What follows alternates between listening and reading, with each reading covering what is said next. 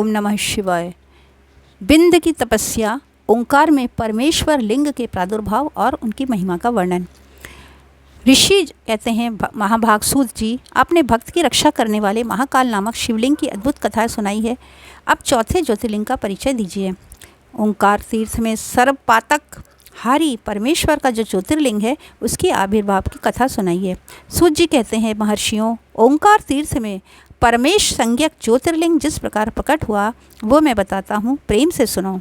एक समय की बात है, भगवान नारद मुनि गोकर्ण नामक शिव के समीप जाकर के बड़ी भक्ति के साथ उनकी सेवा करने लगे। कुछ काल के बाद वे मुनि श्रेष्ठ वहाँ से गिरिराज विंध्य पर आए और विंध्य ने वहाँ बड़े आदर के साथ उनका पूजन किया। मेरे यहाँ सब कुछ है, कभी किसी बात की कमी नहीं होती है। इस भाव को मन में लेकर विंध्याचल नारद जी के सामने खड़ा हो गया। उसकी वो अभिमान भरी बात सुनकर अहंकार नाशक नारद मुनि लंबी सांस खींचकर चुपचाप खड़े रह गए। ये देख करके विंध्य पर्वत ने पूछा, आपने मेरे यहाँ कौन सी कमी देखी है? आपके इस तरह लंबी सांस खींचने का कारण क्या है? नारद जी कहते हैं, भैया, तुम्हारे यहाँ सब कुछ है, फिर भी मेरू पर्वत तुमसे बहुत ऊंचा है। उसके शिखरों का विभाग देवताओं के लोकों में भी जा पहुँचा है, किंतु तुम्हारे शिखर का भाग वहाँ कभी भी नहीं पहुँच सका है। सूत जी कहते हैं, ऐसा कहकर नारद जी वहाँ से जिस तरह से आए थे उसी तरह चल दिए, किंतु विंध्य पर्वत ये सोचकर कि मेरे जीवन को धिक्कार है, ऐसा सोच करके मन ही मन संतप्त हो उठा। अच्छा, अब मैं विश्वनाथ भगवान शंभु की आराधना पूर्वक तपस्या करूंगा, ऐसा हार्दिक निश्चय करके वह भगवान शंकर की शरण में गया। उसके बाद जहाँ साक्षात ओंकार की स्थिति है वहाँ प्रसन्नतापूर्वक जाकर उसने शिव जी की पार्थिव मूर्ति बनाई और 6 मास तक निरंतर आराधना करके भगवान शिव के ध्यान में तत्पर होकर के अपनी तपस्या के स्थान से वो हिला तक नहीं।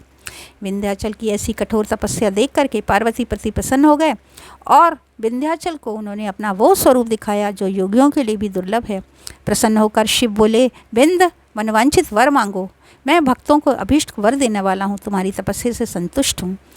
विंध्य बोला, देवेश्वर शंभो, आप सदा ही भक्तवत्सल हैं, यदि आप मुझ पर प्रसन्न हैं तो मुझे वो अभीष्ट बुद्धि प्रदान कीजिए जो अपने कार्य को सिद्ध करने वाली हो। भगवान शंभु ने उसे वो उत्तम वर दे दिया और कहा, पर्वतराज विंध्य, तुम जैसा चाहो वैसा करो। इसी समय देवता तथा निर्मल अंतःकरण वाले ऋषि वहाँ आए और शंकर जी की पूजा करके बोले, प्रभो, आप यहाँ स्थिर रूप से निवास करें।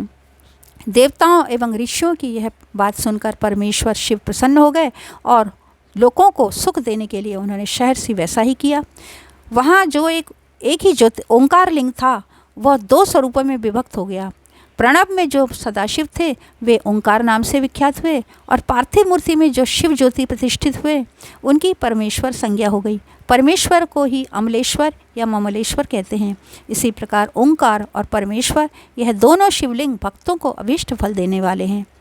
इस समय देवताओं और ऋषियों ने उन दोनों लिंगों की पूजा की और भगवान वृषभध्वज को संतुष्ट करके अनेक वर प्राप्त किए। तत्पश्चात देवता अपने अपने स्थान को चले गए और विंध्याचल भी अधिक प्रसन्नता का अनुभव करने लगा।